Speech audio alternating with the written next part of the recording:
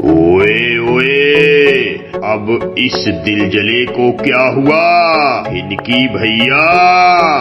यार क्या बताऊं, सर पे इतने सारे लोन्स हैं, कार का, घर का, क्रेडिट कार्ड का। उफ, ये सब कैसे मैनेज करूं, समझ ही नहीं आ रहा। अरे चिल कर भाई, मैं हूं ना। डेट एवलांच मेथड सुना है? नहीं, वो क्या है? देख, तू अपने सारे लोन्स इंक्रीजिंग रेट के हिसाब से डिक्रीजिंग ऑर्डर में अरेंज कर ले, ठीक है? जैसे क्रेडिट कार्ड का 35%, कार का 10%, घर का अप्रॉक्स 7%। अब सबका मिनिमम EMI पे कर दे, ठीक है? और जितना अमाउंट एक्स्ट्रा बच जाता है वापस से सबसे ज्यादा इंटरेस्ट वाले डेट में पे कर दे। और यही प्रोसीजर बाकी सब में कंटिन्यू कर। आज से इम्प्लीमेंट करता हूँ फिनके भैया।